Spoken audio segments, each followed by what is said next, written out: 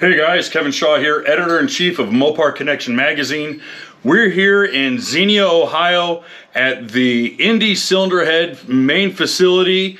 We are checking out some really cool stuff today, and we're going to take you through the assembly of a really wild 572 HEMI that is made with some of the best stuff they have available to them, along with some brand new stuff that we're excited to show you.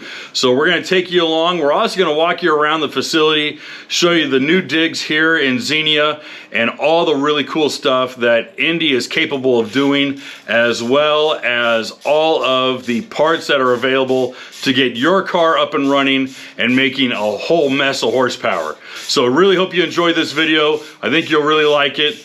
Let's check in and see what's going on. All right, we're here with Ken Lazerri. Tell us a little bit about what we're doing today. Well, this is not exactly a normal build. It's a 572 pump gas street HEMI. It has a lot of killer overkill parts in it. That's what the customer wanted. These engines will make 800 horsepower on 91 or 92 fuel.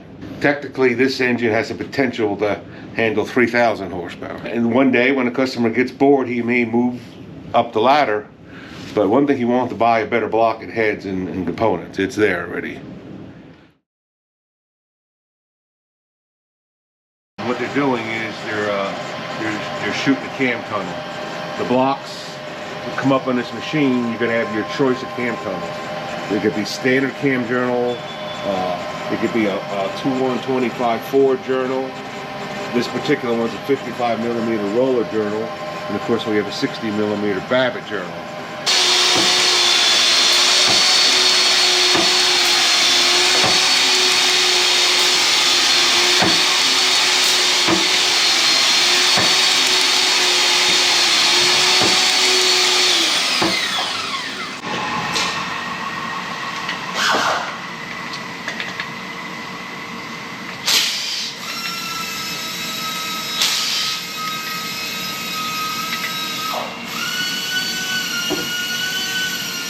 This is a new product for us. It's called an Indy X block. This block is got more strengthening ribs, a more solid deck. This is a stock 440 cap right here, main cap. This is the main cap out of a 107, excuse me. This is what we've used since 1995 in our aluminum blocks. And this is the main cap out of the new X block. Holy cow. And it features 9/16 main studs also, so it's strong. Now, will it take the traditional bearings, or you have to use an oversized bearing? No, it just goes together like any 440 or any HEMI. Okay. Yeah, that's quite a difference. Of course, I failed to mention why this is a new product. I'm sure a lot of our customers and people who peek in and say, well, you've had that X block for a few years. And we have, but it's all been solid. This is a fully water jacketed block. Right. It's got freeze plugs. It holds a normal amount of water, full cooling. When we say solid block, there's still a normal cooling system in the engine. But it's only going through the heads. It's only going through the heads. Right. Yeah. So. And the only thing a solid block will give you is a higher oil temperature, which in a drag car doesn't mean anything. Sure, you run it for cool just. down if you run anyway. Right. But the water still circulates through the heads and the radiator and so forth. Yeah, so you're getting your passages through the cylinders and all through the webbing. Okay. Look at this. Yeah. God, the walls are monsters. Yeah, it's got full main webbing. There's no thin spots anywhere. Yeah, it runs all the way through. Now, this is a 572 street HEMI. It's built like we build most of them. It's got some exotic parts that, of course, are not necessary, but as far as the upgrades, it's got a raised cam. Okay. So it's a 48-degree bank angle. Journal on Yeah, that's this. what they're doing there. They're making a big cam journal. Yeah, that's a monster. It's 55 millimeters. Yeah. Then, of course, you've got the flexibility of going high or low with it. Correct. Yes. So, you know, you really can build some wild stuff here. This engine could be a 426. This engine could be a 655. That's the range of this block. It's upgraded to half-inch head studs. Then again, normally not needed, but down the road, if he adds a Pro Charger or a nitrous or a blower, it's got it. It doesn't have to be redone. It's got our big cylinder heads. This is Chris Weedcraft, our owner. He runs 2 Pro Charged cars, and this is the head we use on it. Oh my gosh. It's a 426 Legend. It's a 1RA. It's not the biggest head we make. It's kind of intermediate head, but it's got a 2400 intake valve, 1940 exhaust. It's 295 cc intake runner. It's 500 plus CFM. It's got a rotated exhaust valve, so you don't have a valve-to-valve collision on opening. Oh, okay. It's got a natural HEMI chamber. Today, it's considered a real soft chamber. Okay. So you can't hardly burn an engine up with these. You got to be way off. Actually, it's got the rocker arms that we make. We make a 4130 chromoly HEMI rocker arm. All right, so actually we make our own HEMI rocker arms. It's a investment casting 4130 chromoly. It's pretty simple. We get the bare rocker arm, and we machine it. We set the ratio. We bore it, hone it. We install a bronze bushing. We've got an axle and roller combo from Harlan Sharp on there. It's pretty strong. I would say it's for up to like 2,500 horsepower use. Oh wow. Okay. So, but a HEMI rocker arm is a hard thing to source. You basically right now you have stage 5, which was a gold standard for years. Then you got top fuel stuff. There's nothing entry level. So this could work well on a bone stock street HEMI or on a full race deal. Oh wow. Okay.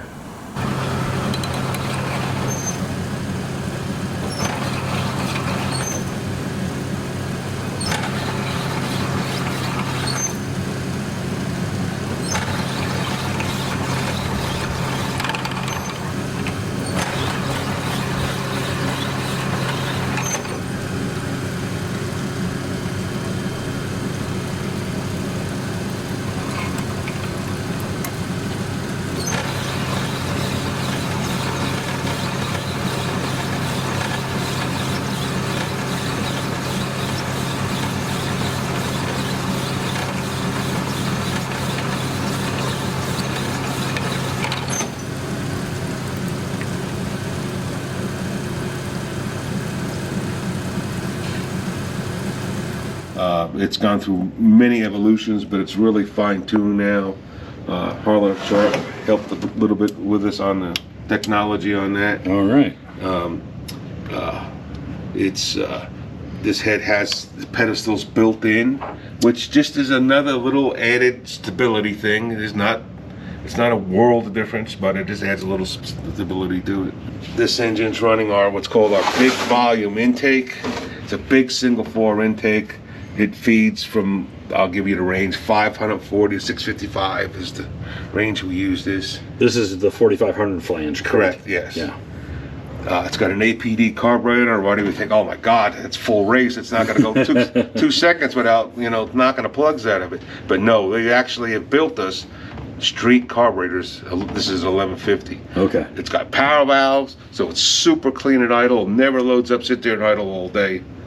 Really has come a long way. We almost could not build these engines without that type of carburetor. Outstanding. Okay. I mean, you could take a Holly and anything and modify it to do this, but now we just basically take these out of the box. Yeah, I was going to say, right out of the box, you're ready to roll.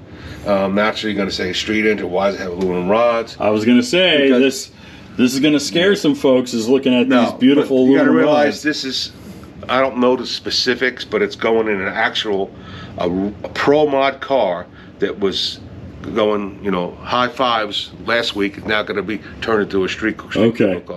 So the whole thing fits together. Okay. So Yeah, that's actually a GRP boost rod. That's not even Oh my normal goodness. aluminum rod. Okay. That's a 3,500 horsepower connecting rod. Oh. Now the piston is really nothing special. It's a 10-to-1 compression street piston. Oh, no kidding. The rings are lowered a little bit in case everyone wants to put a little nitrous on it. The skirts are thickened. The crown is a little thicker on it. Okay. But this thing is going to be driven around and raced some. So the aluminum rods are not an issue. You know, sure, in 2-3 years we're going to have to cycle them out. That's just the way it is. But that's the same thing you do in a race engine. Right.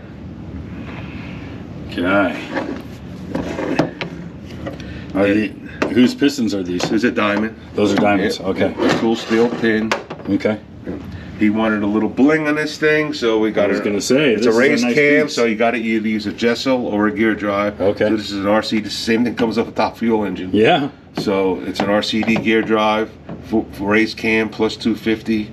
It's got an RCD fuel style oil pump also. Oh my goodness. Naturally, we're going to turn the pressure down. We're not going to put 200 pounds of oil pressure in this thing. We'll adjust the pressure accordingly. Right. It's got a normal full race pan, dragster pan, solid, double trap door, number 16 inlet, and actually that type of pan just keep the oil pretty cool. Okay. I mean, the oil temp will be 150 maybe with this kind of setup. Yeah, I like the trapping in it. I mean, it's built-in windage and solid trade. Yeah. The reasoning behind this is look at that the flange on that. yeah, That it's is not gonna. flange. Yeah. I mean, that's solid trays have been around for years, but the basic concept is that if when the oil hits this solid tray, it'll run. When it runs, it aerates itself. The air comes out of it and it just drains back Good. in. If you keep flopping that milkshake, that's what's going to happen. It'll Right. follow itself. Yeah, So you're it's kind foaming of the like whole a thing. separation piece, Yeah. Oh yeah. you know. And the most important part, it's got the upright scraper to keep the oil coming back Yeah. around. I was gonna say, Yeah, if that's you the guys most didn't important notice part that, of the whole oil yeah, pan. it tucks up almost a whole inch. It really is nice. Got a Callies. Oh, good. Got a Callies Magnum crank. Okay. It's not a billet. It's the step down. All right. But this crank, you know, then again, this is only going to be an 800 to 900 horsepower street engine. But we've got these things in 1800 horsepower engines all day long. So. Okay. Are we running a standard journal size, or are we no, it's running 2.2. the 200? Yeah, Okay. yeah. Well, that allows for a really big selection for rod size, so that's good. It's aluminum rod, so naturally we have to turn the counterweights down to balance it. We drill the minimal amount of holes. Okay.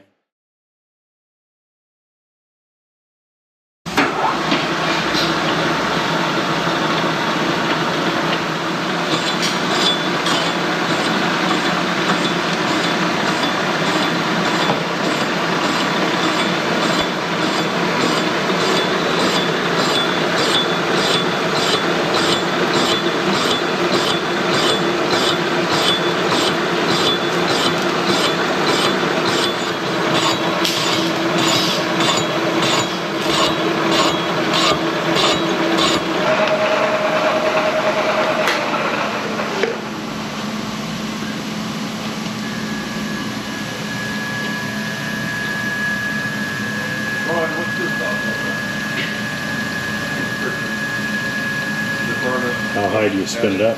About 500 and run between 500 and 550 RPM. Oh, that's okay. All right. So it's nothing abrasive, so All right. it won't hurt the crankshaft or anything.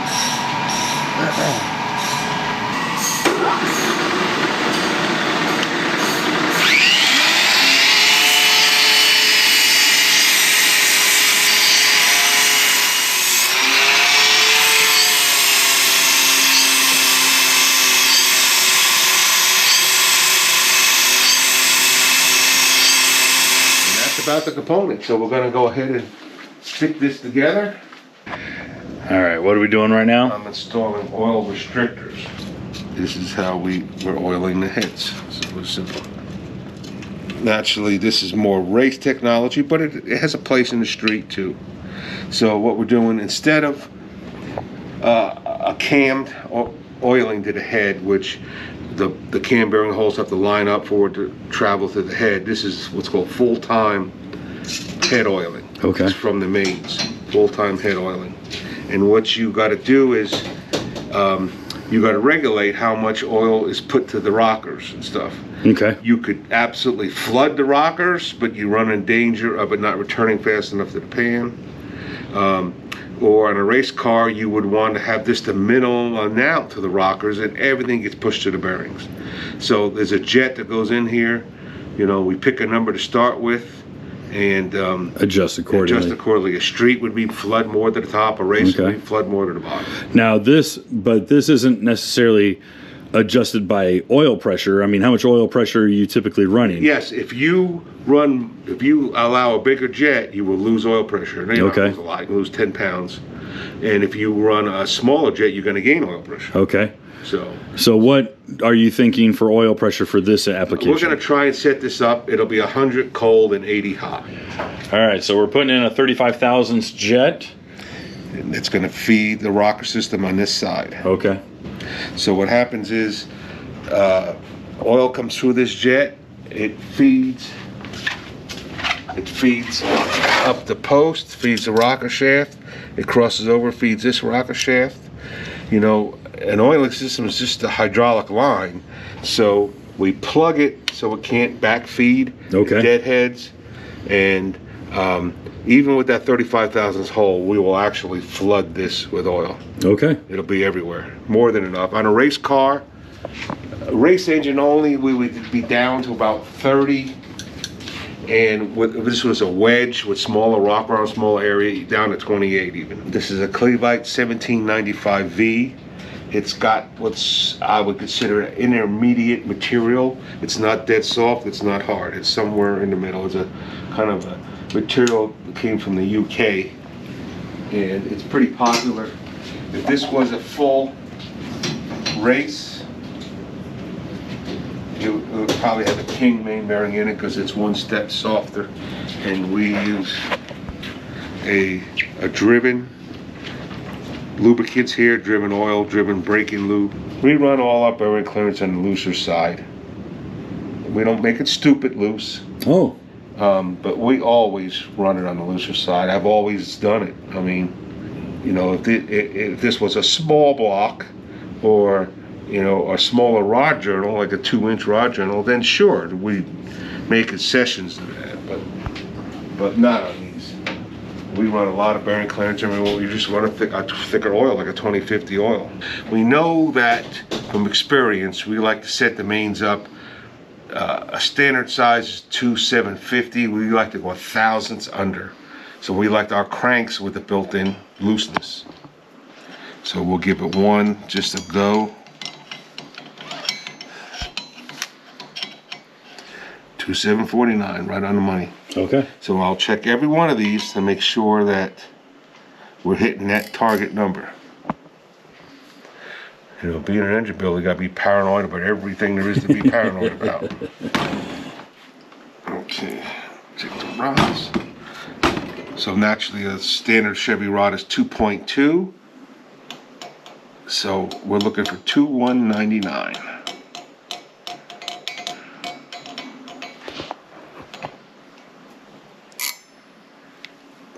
$2,199 dead. Get out of here. What we're doing now is what we do every time. We're not double checking Callies.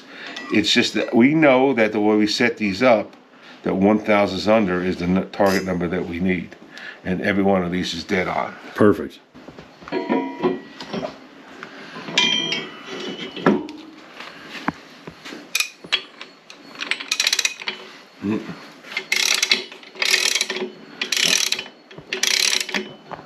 So one thing we can do is, I didn't check, probably the number one horror story on any big block, HEMI or 440, is why is my rear main seal leak when I did everything right? Right. So, you know, there's things to check. You know, I can physically look at one and almost know if it's going to work or it's borderline. A lot of it is just simple mechanics. You can see there that the seal is wiping right there. Right. 100% wiping. It's crushed on either side. Yeah, you can actually So see there's no way that bottom is going to leak. It's impossible. Naturally, on this block, we fixed it on the stock block with this retainer. You know, there's 1,000 ways it can bite you, and there's only a couple ways to make it perfect. So But one way to check this is real simple. It's called a go. My simple go. I do this in every engine I've ever built. I take a straight edge and I lay it on the bearing, and I look at it really to the seal. Okay. And if there's a gap there, then what does that tell you? Oh, there will be a gap in that engine. So Okay. flat spot on there, touching the seal. That is, I can't tell you how many leaks I've caught over the years by that. Right. And then naturally this uses an O-ring that's captured around. Okay. So really, outside the cap, we'll put a little RTV just to help it, but basically that can't leak. I mean, that's impossible. Right.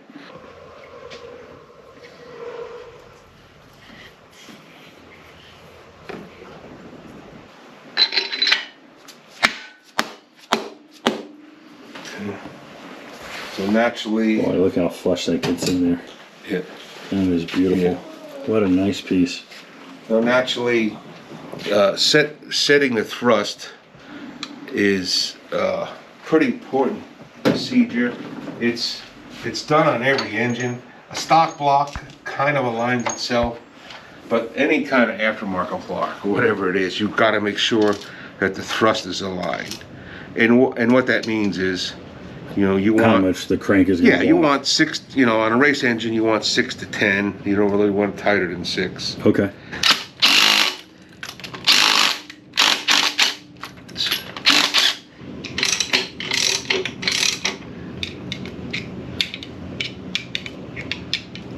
So right now, I'm getting no thrust, which is not unusual. Okay. So all that means is that, the halves of the thrust are not lined up.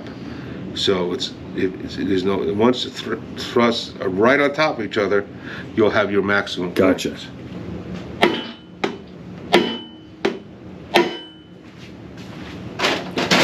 And that's going to walk the center cap Yeah. just enough.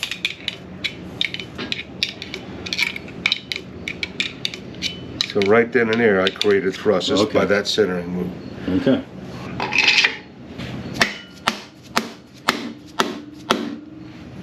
Lubricate everything. Oh yeah. Everything.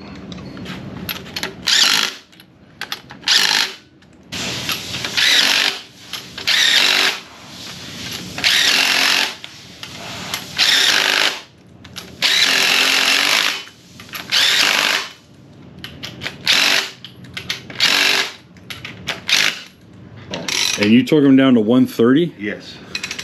I presume you're splitting that into 2? Yes, or 3 even. Oh wow, okay.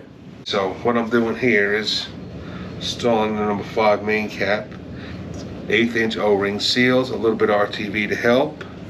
Yeah, you just dab just a little in the Just corner. a little, yeah. Okay. So what we'll do is we'll go ahead and start that cap. So what we'll do is, when you pull up on this, it moves, take the tension off, the cap goes down easier. So that's how you Oh, it's nice install that it. it's cut long then. Yeah. That's how you install it. By pulling on the tension, you go ahead and slide the cap right down.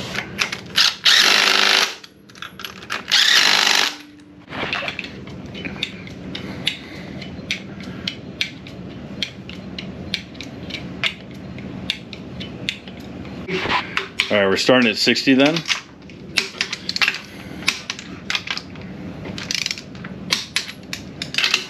Not touching that number 3 at all. No kidding. Okay, well, that's the last one. Last one. But I always set the thrust last, not first. Right. Because most likely anything you do is gonna make it tighter. So don't have it at the end of the train where it's gonna be compromised. Gotcha. Do it at the end, that way it's in its tightest position and you have to get it back to the loosest position. So you're doing 30 at a time then. You are going to do three passes. All right.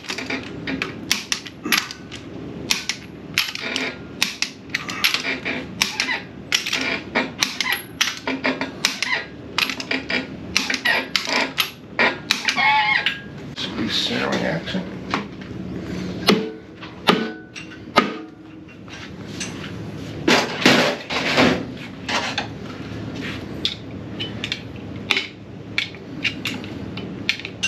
good right now.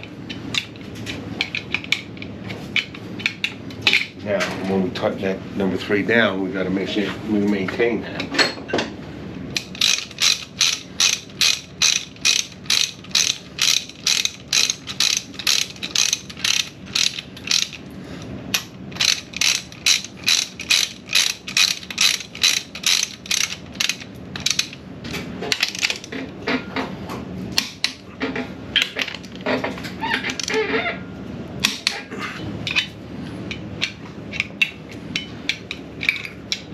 I would say every bit of 7.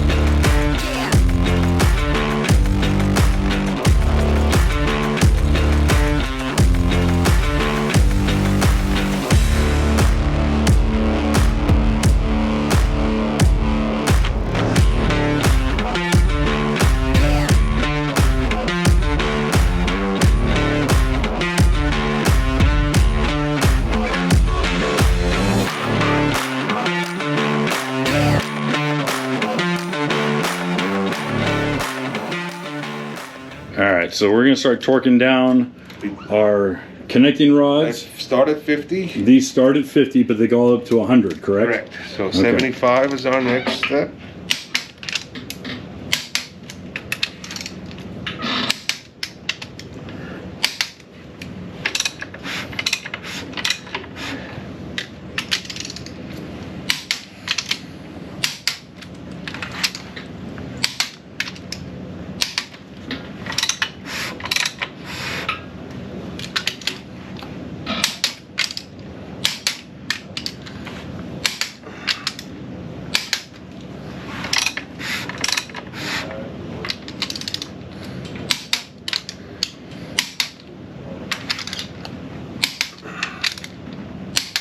Okay. Now we're going to set it for 100, right? Yes, that's it. Now something interesting that Ken showed me was we have a lot more clearance here. You're actually seeing about 20 thousandths of clearance when normally you'd have about 10. You'd have about half that with a steel rod.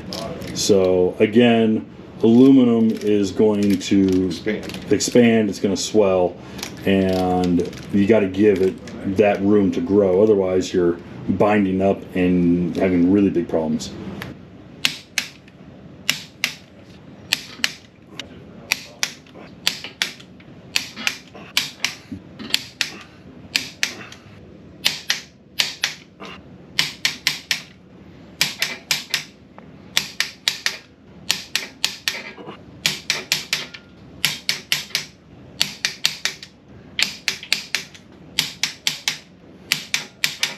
All right, so next step is that we're going to degree the cam, and because this customer asked for a gear drive, Ken's going to walk us through how to properly do this for a gear drive. Now you're saying this isn't an ordinary gear drive? No, this is an RCD all-built gear drive. Same thing in front of the top fuel car. Okay. And naturally, luckily they have a version what they call a street cover or street front, so you can run a normal water pump and so forth. Gotcha. And is that O-ringed or do you use a gasket? It's O-ringed. It is O-ringed. All right, what a nice piece. Holy cow. Here's our cam gear. Yeah. And that's, every hole is about a degree of center line. Okay. So that's how many adjustments we have. So it's kind of like putting a time machine on in a way. But it's a little harder to sync. We'll show you how to do that in a second here. This is our Torrington cam button right there, and the shims. Just sit on Yeah, that. sit on that, and then your cover runs on that, and that's your cam plate. Oh, that is And then outstanding. you change your shims to You get shim it accordingly. to 3 to 5 thousandths with a play. Takes about 30 minutes to find that number, but then that's it. It comes with a really nice stud kit.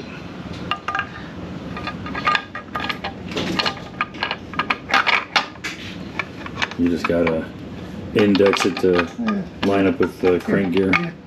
So it's got a normal timing cover sequence. Okay. It's just that it's this is a stud versus bolts. Right.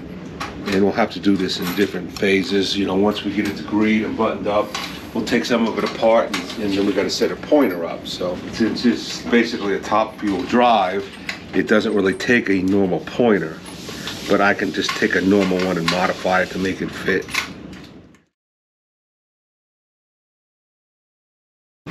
Set up degree. I don't use any many fancy tools. A lot of the degree tools I had since the 70s. It's just got to do a basic job. So we get that in the vicinity of. Lock it. You're measuring it off the side of the dome. Yes. Well, why is not the top of the dish? Because it's got a, it never won't fit, see? Ah, all right. It's a HEMI. HEMIs are different animals. It's a hey, Kevin, what's wrong with you? Okay, I'm happy with that. All right. And you're gonna set that to 0. Dead on. All right. Okay.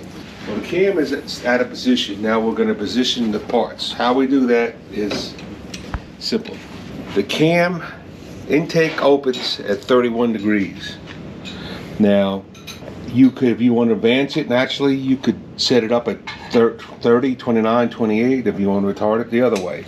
Let's just start. So I'm going to turn this to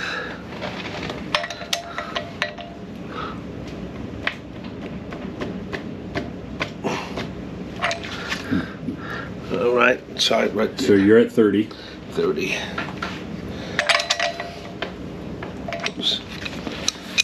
Just 31 degrees. All right.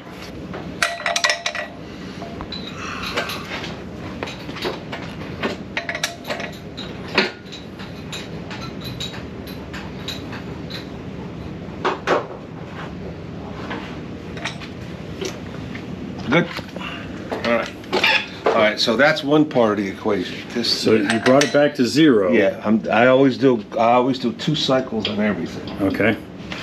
The 31 degrees works at 50 thousandths cam lift. So what we'll do is we put a set of lifters in, and we go ahead and take a post indicator.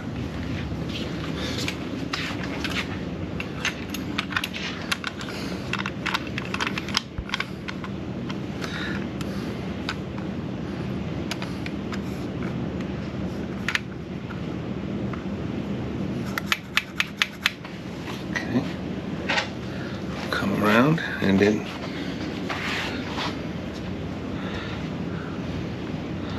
rotate the camshaft.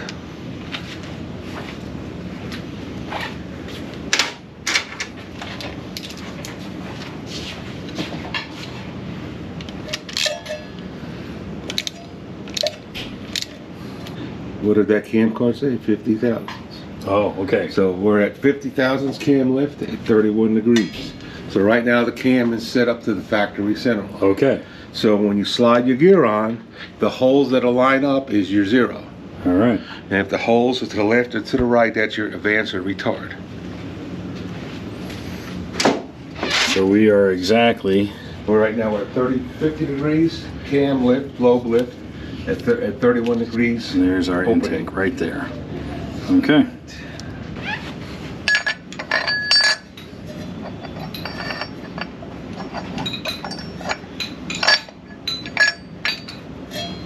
So what you have here is when we're at that 31 degree mark and we're at 50 thousandths low lift, the holes that are lined up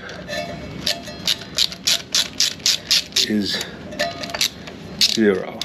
That's 0. That's your starting point. All right. Now,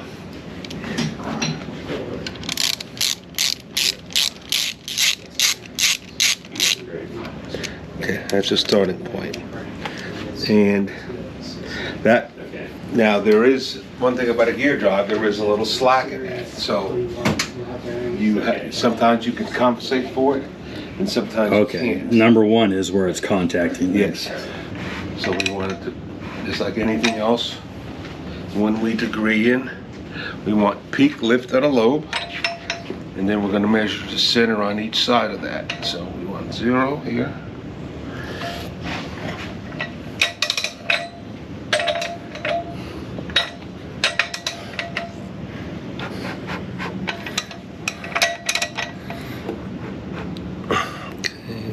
Adjustment.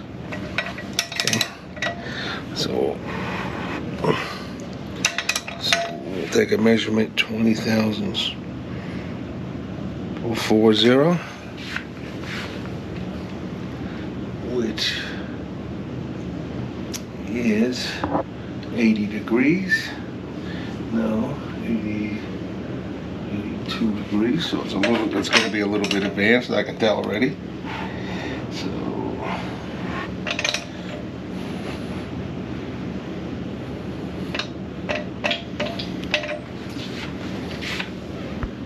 135, so puts this at. Once we've established our true top dead center, just look at your cam card. This intake valve opens at 31 degrees at 50 thousandths lobe lift. So it's real simple. You rotate the engine.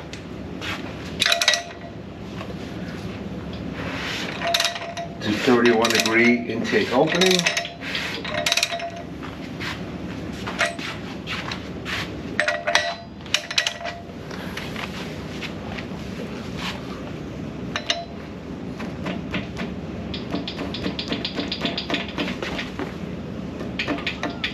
.31-degree opening. All right. And then we set the intake lobe is set to 50 thousandths lift, and that is our 0. That's our starting point. Gotcha. And you could mark this if you want, if you have to go back to it. I go ahead and put these holes 1 plus 1. So what I've done is I did a slight advance on the cam. Okay. Cam is a 110 center line. Because your gear drive, it's hard to hear. The gear drive has a little bit of play in it. It's not very much. It's probably half a degree, if anything. But I always take that into consideration when we degree it. Put it a little bit ahead. On this engine, there's no need to advance the cam a lot. If we advance the cam, we'll start losing cranking compression. Don't need that because we don't have much compression to begin with. And if it was going to put boost or nitrous on it down the road, we want as much cylinder pressure as possible. All right, so I'll run through this one more time. All right, we'll go ahead and find peak lift on the intake lobe. Like that. That's the center of the lobe. All right. Now we're going to take the difference on the opening side and the closing side. So I will take a reading at 20 degrees before peak, which is 82 degrees. And then I'm going to take a reading, so open, and I'll take a reading 20 thousandths on the other side of it.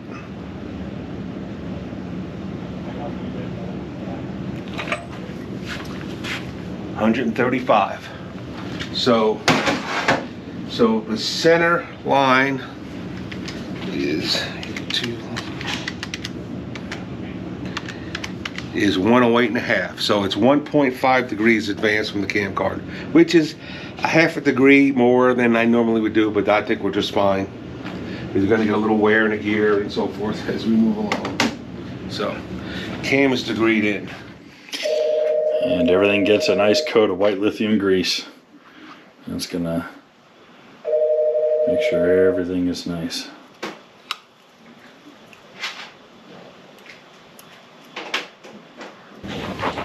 Now, how do they want you to check for thrust? I mean, for the cam itself, I mean, do you... Well, yeah, you can put it on, like when I set them yesterday, I didn't have the cam plug in. Okay, so you can... But the procedure that you do that with is... I might get this right here or not. Just slot it in there and... Here it is, here. Yep. So that's the cam play. That's probably close to 20 thousandths. Okay. And what do they want? They Well, want you 20? want 3 to 5. 3 to 5. You really oh. want to track that, because one of the good things and bad things about the big block Chrysler is that anything, you know, you'll hear someone complain, why is my timing not steady? Huh. And it's little things like this that contributes to that. The cam is You locking. got that cam wailing on that distributor gear. Okay. You can't expect smooth timing. So you want to get that almost perfect.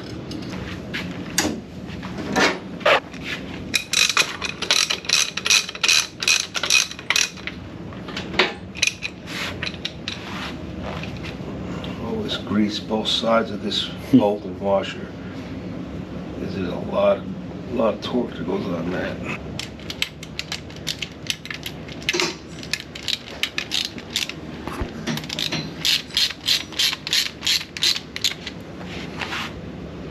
Pretty close. Being dead on.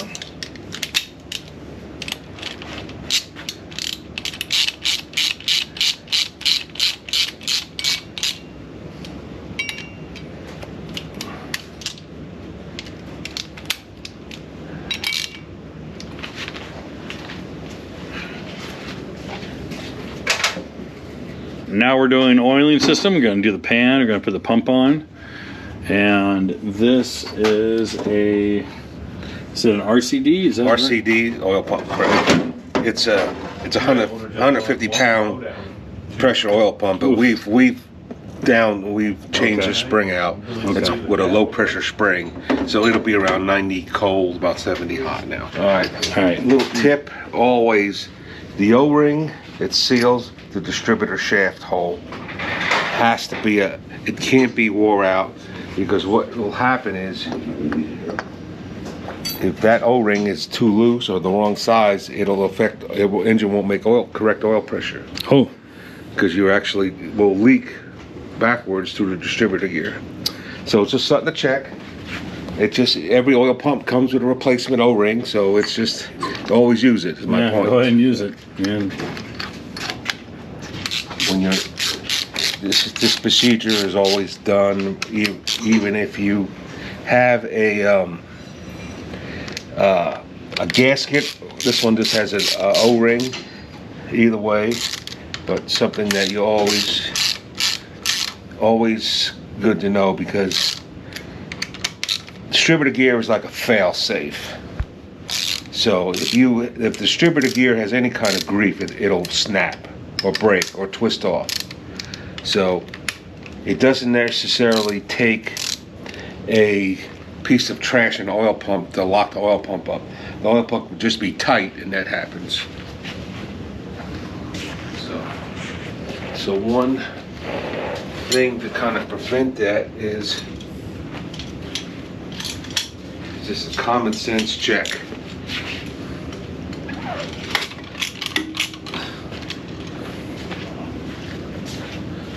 so you're going to spin the pump. Always, never tighten the pump unless it's rotating. Oh, no kidding. Yes. So that pump is silky smooth right now. Right, so when I'm tightening this down, if I feel anything that ain't right, something is wrong. Okay. You know, and that doesn't apply just to our block. This is any block, especially a stock block. Stock blocks are the worst. When I mean the worst, they're not flat. They could be either rusted or pitted or whatever it caused the oil pump to go this way or that way. When you tighten the pump down, all of a sudden the gears get tight. Gotcha. And that's what breaks the distributor shaft. So when you tighten this pump down, always have the gears rotating.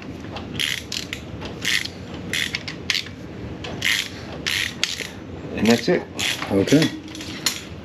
So you're gonna put that on dry? No, I'm gonna glue it to the pan. You'll glue it to the pan, okay. I'm glued to the block. Excuse me, glue it to the block. And then I'm gonna put it on dry to the pan. Okay. The only exception to that is if I wasn't happy with the way the pan rail looked on the block. But naturally, that's a billet rail. It's perfect.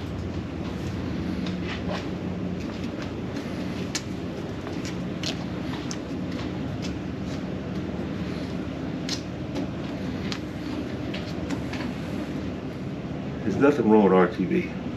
We got spots where we use it, we shouldn't really be using it. So we don't like head gasket leaks. So we use a lot of RTV on the head gaskets. Not a lot as far as quantity, just location. Right. Just to prevent stupid water leaks. All right, so that is ready to go on. Naturally, we've got a pickup here that's right. for 50 weight or 70 weight oil. Yeah, that's just another overkill. Right. Can't hurt nothing. There's nothing wrong with that. A lot of volume's going to go through that. These are for oil drain backs. If it was like a printer head, naturally it's a HEMI, we don't need them. So, yeah, it does two things. I mean, it increases your capacity. You know, it is a dragster style pan, but the oil really is trapped in there fairly well. I mean, it's got double trap doors, it's got solid tray, it's got an anti-climb baffle in it, so the oil can't walk up the wall of it. And it also will hold 12 quarts. Oh, wow. So it engine run that much cooler just because of the oil capacity alone.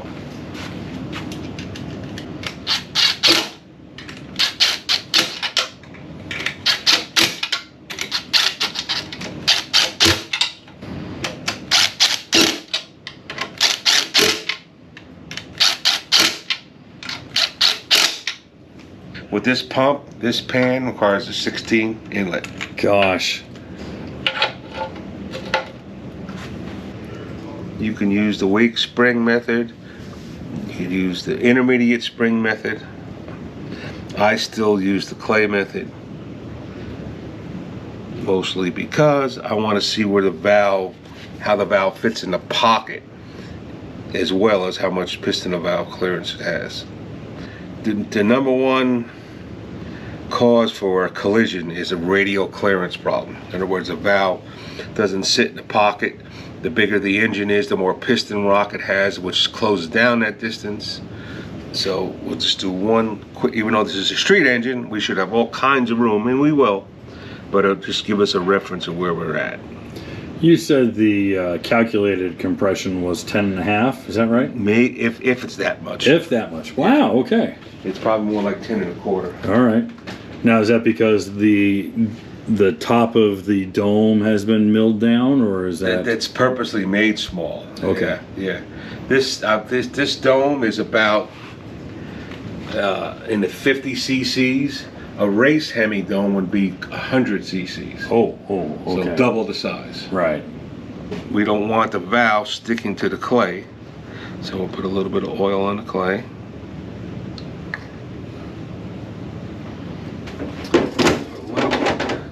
A little bit of oil on the valve, just so when the two collide, it won't stick to each other, make a false reading.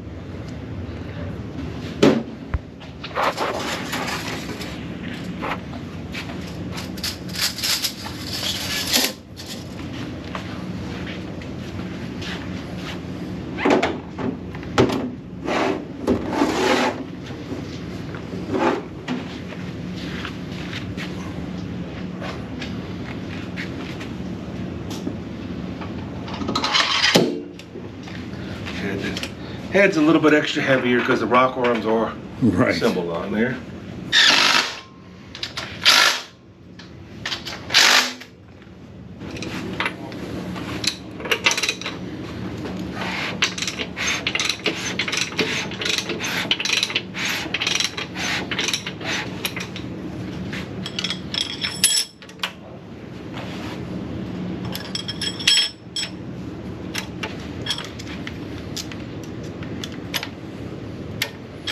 long are the push rods? 11-inch on the intake, 11.3 in the exhaust. Wow. And that's actually short, believe it or not. Get out of here. Because of that taller lifter. Okay. These are just test push rods only right now. Sure. Just checking the clearance.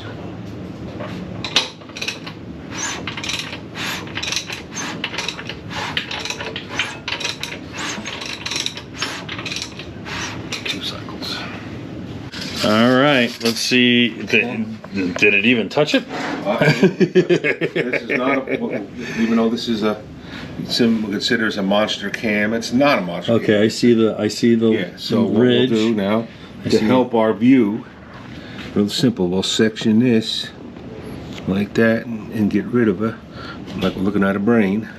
Okay. And then one more.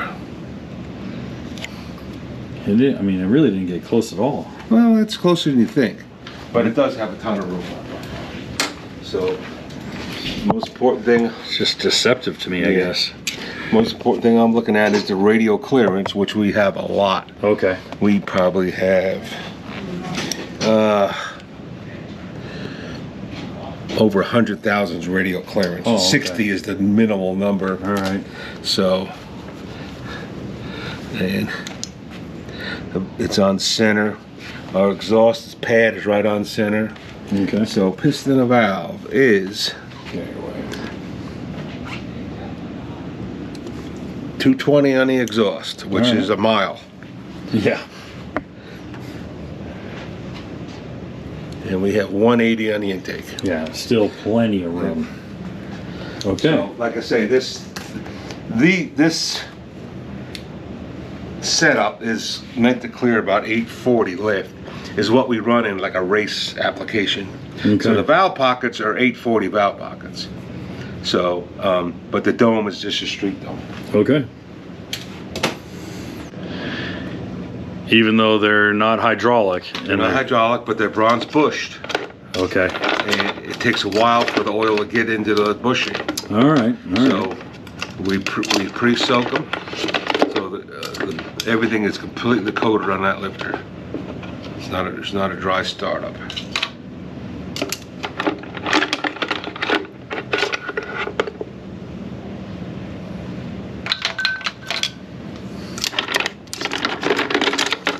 I'll drop these in. Yep. Okay.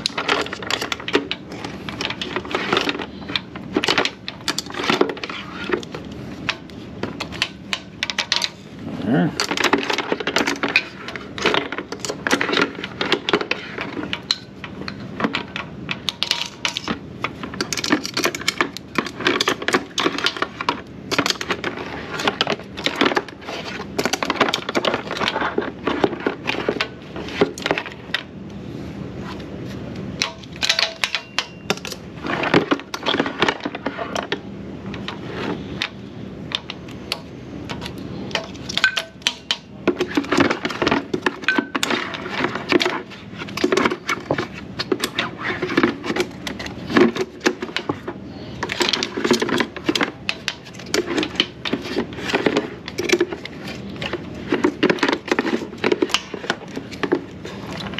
That's all of them. You got an extra.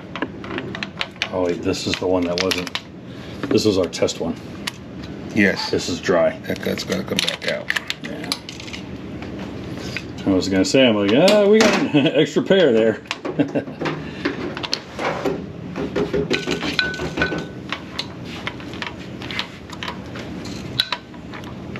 Oh, look how green that oil is. That's funny.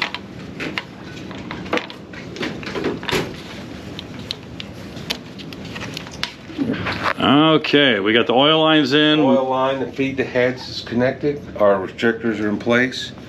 We got sealed up, and we're going to go ahead and put our valley plate on. All right.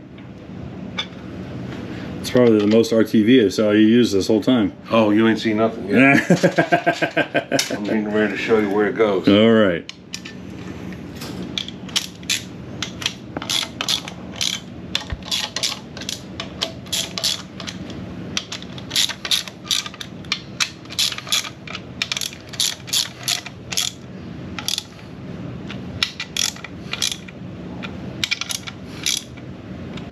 very important Hemi. You got to make, the head gasket goes on either way, but only one way the push rod holes line up. So I can't tell you how many people have put Hemi heads on only to find out push rods won't go in because their head gaskets are on backwards. Oh, jeez. So you always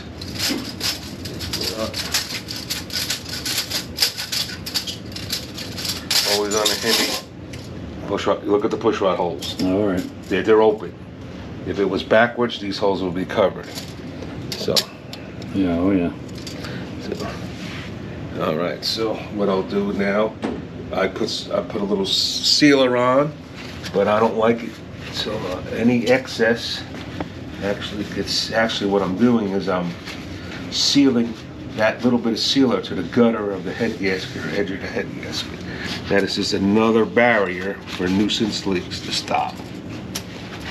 And you can see I removed the rivets on this schematic. Oh yeah, you did. You don't have to. That's soft brass and it will crush. Right. But it will leave a little dent in the block, and why do that? We Right. avoided that. So stick them out. We still have the one that keeps it assembled, and that misses everything.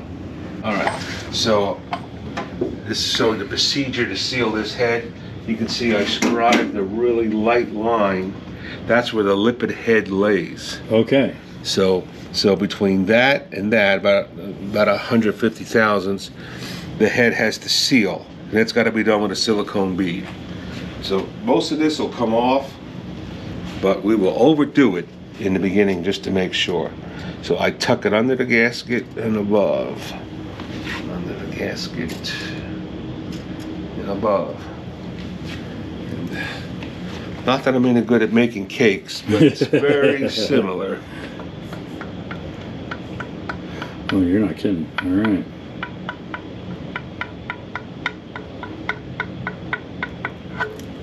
Gotta go some more.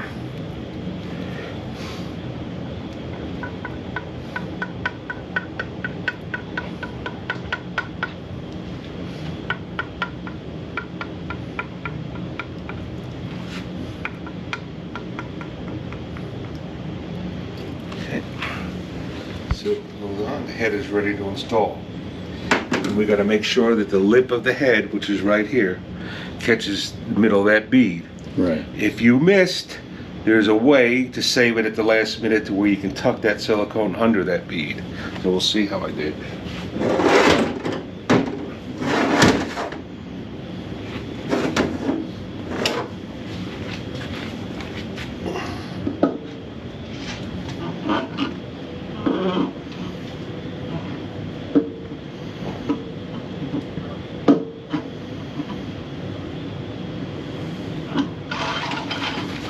I'm going to stop just short there and not watch this little move. And then the head fall down on it. There you go. Naturally, this has a valley tightening also. We've got bolts that go in and tighten the valley. You got to be careful not to over torque the inside valley bolts on any Hemi, because on an older style Mopar aluminum head, like a 60s version, you could actually pull the valve seat away from the valve by over tightening that inner stuff. Oh. But that's old technology, and it did happen. Naturally, most manufacturers have added material there to where it can't happen. And one of the luxury of this Legend head with the built-in rocker stands is I can assemble the rockers ahead of time. Yes. So I pre-lube them, make sure the oil holes line up and so forth ahead of time, and just put it on there as an assembly. It does save a little bit of time on building the engine, but on a Hemi it's still time consuming. You know, there's nothing terribly easy about Hemi motors. Okay, I'll go ahead and buzz these down. All right.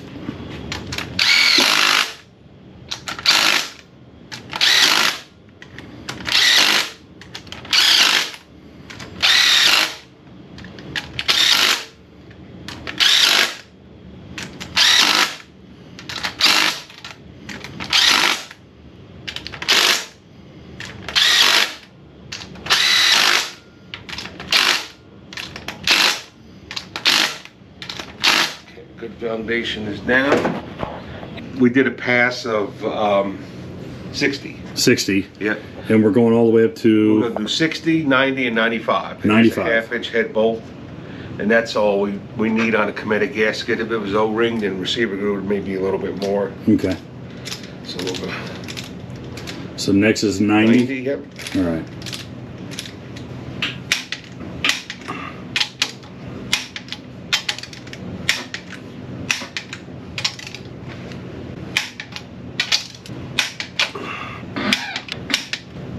Okay.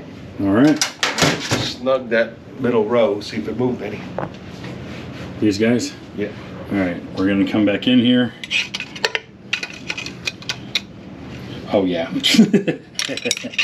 Yeah, you weren't kidding. As soon as you torque them down, they Back loosen to up. snug again is all you need. All right.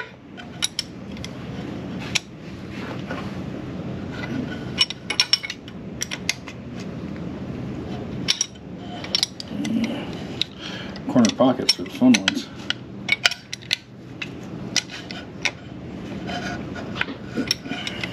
We'll go ahead and we'll just check our 90 one more time.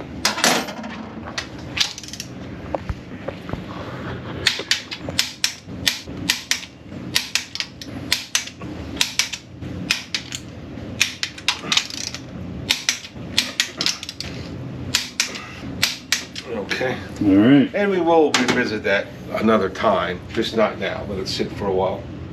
Okay, so Kenny just showed me something really cool. This is the stock intake gasket we'll be using for the 295 heads, but Indy does offer a 325 monster head. And what's that one called? 426 1RA6. The 1RA6 is the big monster 325 intake. Just to give you guys, I did that backwards. Just to give you guys an idea of the difference in size, is look at all that volume. This is a monster sized intake. We're going to use these. In fact, we're going to have to trim just a hair just to fit the 295s that we're running today. But that is just a sign of what Indy has for you guys. We are almost done with the top end on this guy. Ken went ahead, didn't waste any time, and got the second head on, and we're just buttoning up the cylinder heads, and then we'll have the intake on. And besides a few other things, we are really rounding third base on this, so this is pretty exciting. We're going to use our cast aluminum valve covers. They come plain cast aluminum look or a black wrinkle powder coat. Two ways we offer it. This valve cover is taller and wider, so there's no issue with valve springs rubbing. In fact, it's got a valve spring notch in it. All the super stock HEMI cars run this type of valve cover. And also, since it's always a tight fit, especially passenger side, our valve covers have what's called a clearance notch. It's got a notch for the heater motor and a notch for the shock tower. So it'll fit in with any A, B, or E body car, no problem at all. And these will go on stock iron heads. Absolutely, They'll go yes. on And if somebody, other brands' heads. you have a problem now where your valve spring or retainer is ticking the outside of the valve cover, this is the solution. Okay. With our valve covers, we eliminate 2 valve cover bolt holes and we replace them with line-up pins so the valve cover slides on perfectly every time. Same position. Now, would you do this for even a standard head? You would. You don't have to. I just don't like the gaskets to shift. Oh, I'm just 100%. eliminating that right now. Right.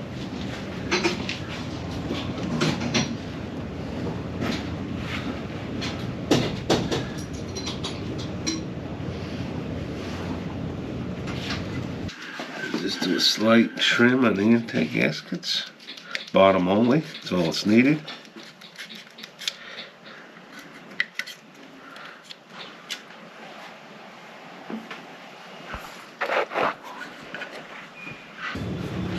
Using driven 2050 braking. All right. Even though it's a roller motor, there's still benefits of the braking oil. It helps with ring seal, helps with thrust bearing wear, helps on piston skirt break-in.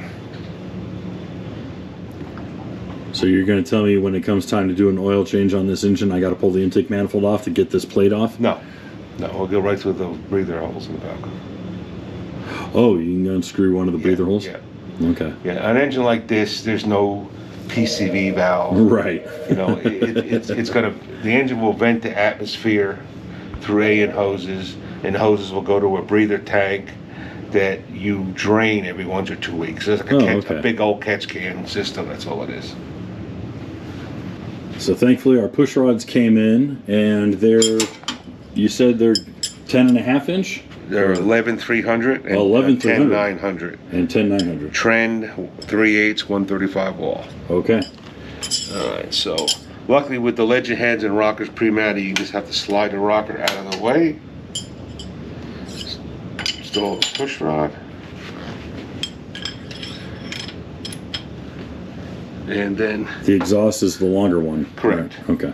extreme pressure lube always on push rods. Yep. They're the last thing to get oil, so they get the most expensive lube. Then we'll just go ahead and take up the lash, and then once all the push rods are installed, I'll come back and we'll show you how to adjust them.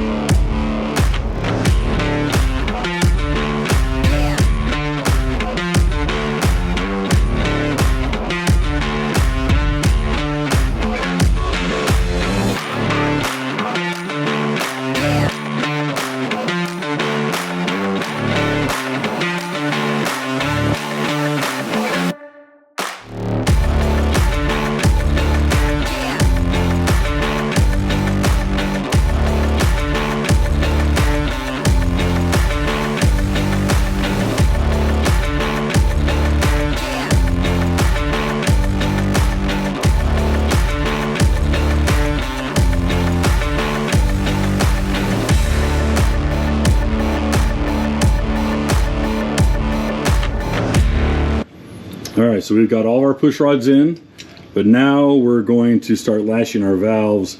All aluminum motor, you're going to get a lot of growth, especially in the valve lash area, especially when it's new, and especially the first time it makes heat. So if your cam card calls for a 25 thousandths lash, I usually set it about 8 thousandths tighter just to get it running.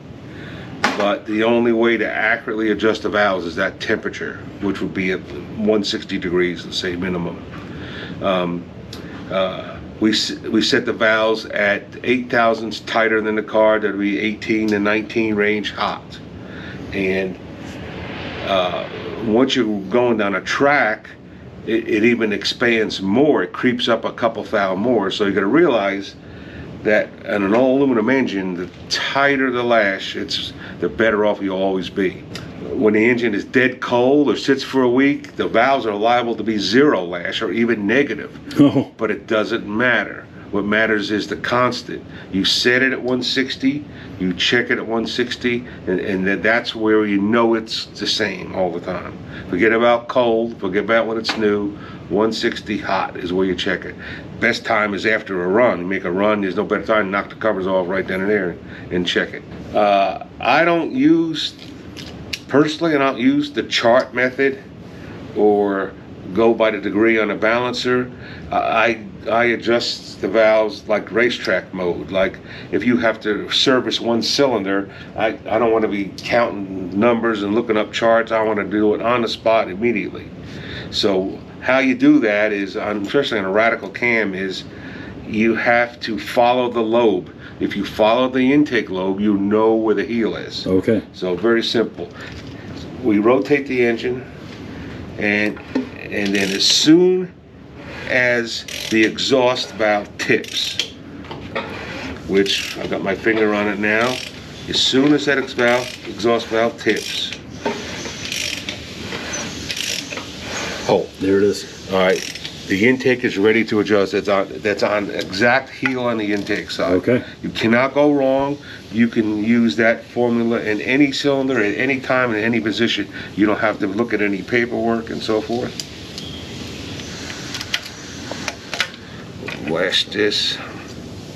Lashing it at 18 to start with, knowing that we're going to have to come in and fix that.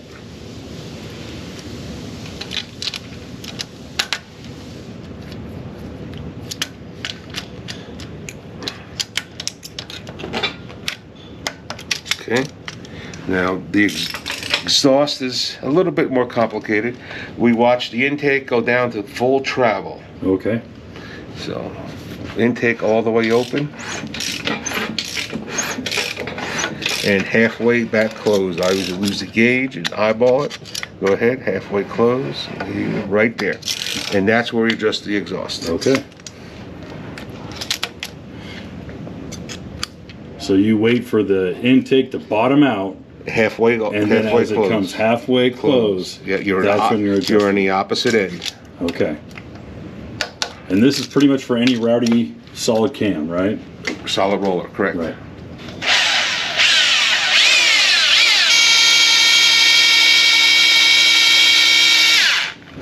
And that has a paper gasket. It does have a paper gasket. Okay, you're not using the RTV or anything Nope, like that. nope, paper gasket in there.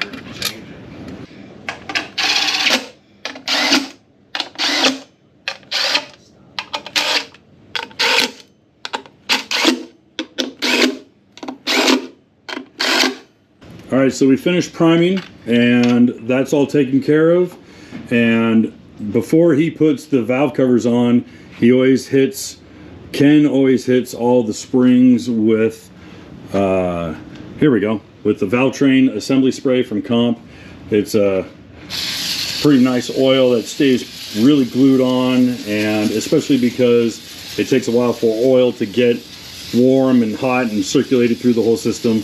You really don't want anything dry, so he hits all of the valve springs with this assembly spray. Before we put the valve covers on, though, he is going to show us something that is unique that Indy figured out a while ago, and that is with the spark plug tubes. Legend head has an O-ring built in, so it's got a built-in tube seal, so when we remove the spark plugs, the oil does not run down the hole. And they're pretty stout. These are nice big thick O-rings, and they slide right in. They have a nice little grooved pocket in there. You pop them in first, and then those go on top. So you're double O-ringed for every valve cover. The tube has double O-rings on it, correct.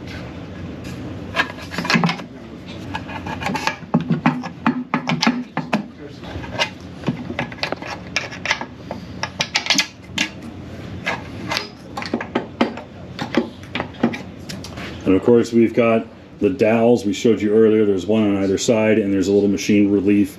So the valve covers always stay in place. You don't really have to worry about them moving around or walking around on the surface.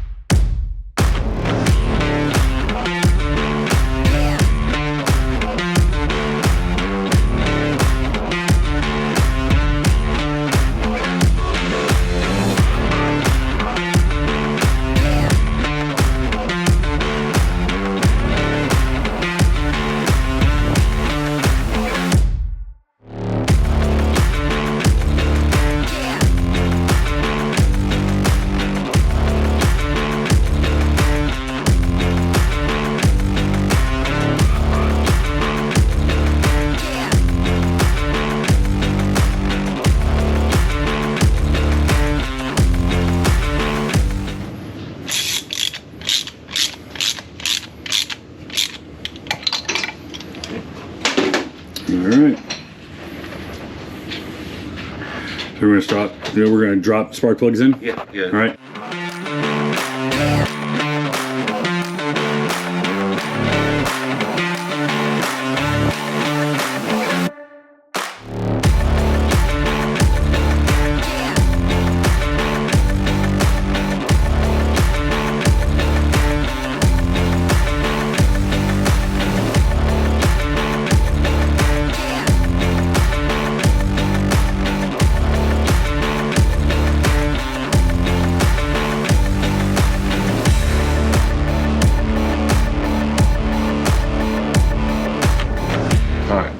aligned.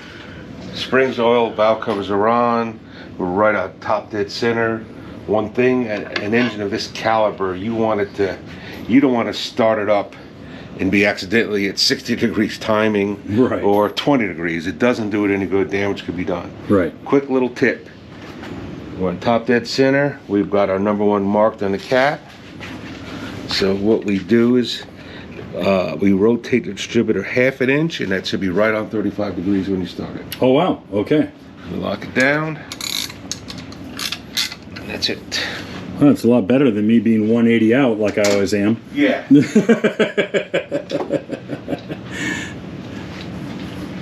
Cap go on.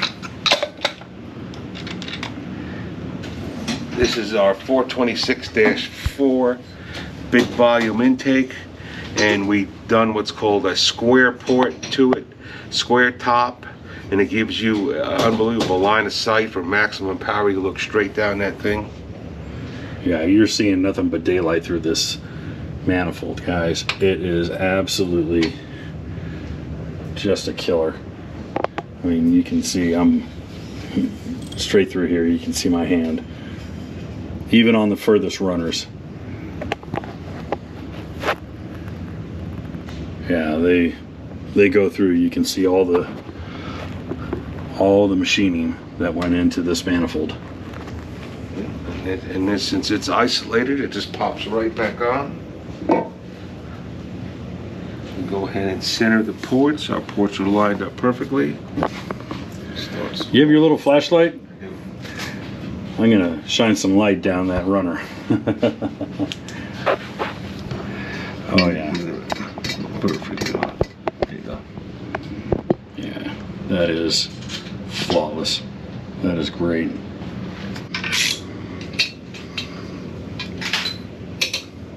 And of course, you start from the center and you work your way out. Correct. Always in a Hemi. And even though this is an exotic 532 street Hemi, it still has that 100 inch-pounds on the intake bolts. Okay. Yes.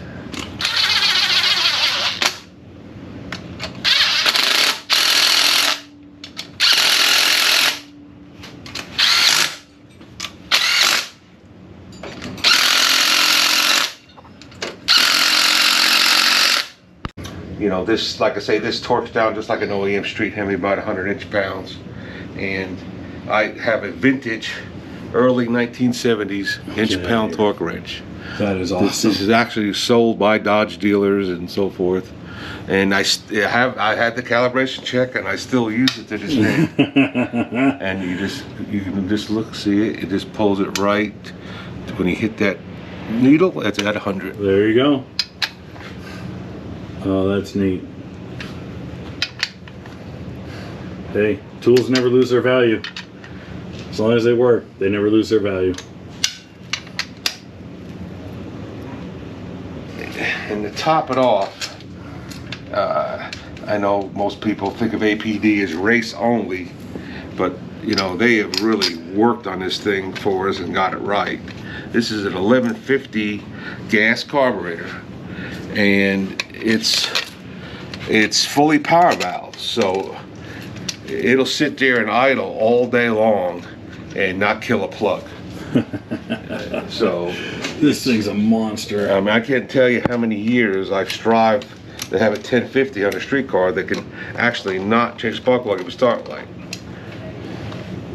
And this is just a 1050. This is an 1150. This is 1150. Okay. Yeah. But most of them are 1050s. Okay. This engine's just a little bit healthier than a normal. Okay. Absolutely gorgeous. Look at the CNC work on this. I mean, this is just a total piece of artwork. Plus, I mean, we were joking about it earlier, but it's like, that's a whole lot of aluminum right there. I wouldn't put a single drop of paint on that. That looks so cool. Yeah, what a neat piece. And that pretty much tops us off, right? And one more thing to go. Oh, we got one more step to go. All right, so you guys went to Fire Core because the heads are so much taller. Half-inch taller. Half-inch taller, you need a longer boot. Correct. Longer Okay. spark plug tube. So these are specific to you guys. And they're made right to length. Oh, wow. And when I install them, you'll see how good they look. So these come to you right out of the box, Ready to go. ready to go. Yeah. For the Legend Series heads. Okay.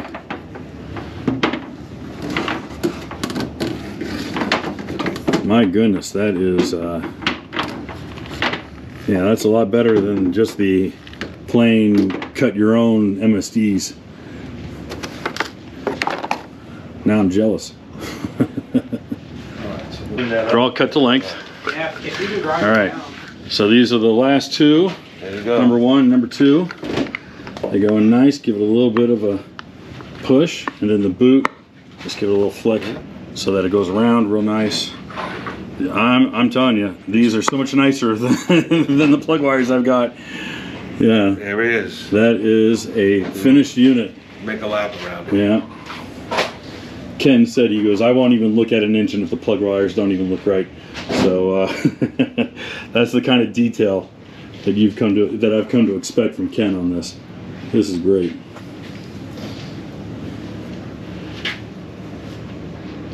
Well, this is a pretty piece, man. It really is, isn't it? Yeah. Yeah. And the next thing you'll see is that we'll have a nice little video of the dyno. Yep. We gotta get this in the dyno cell. See what it makes.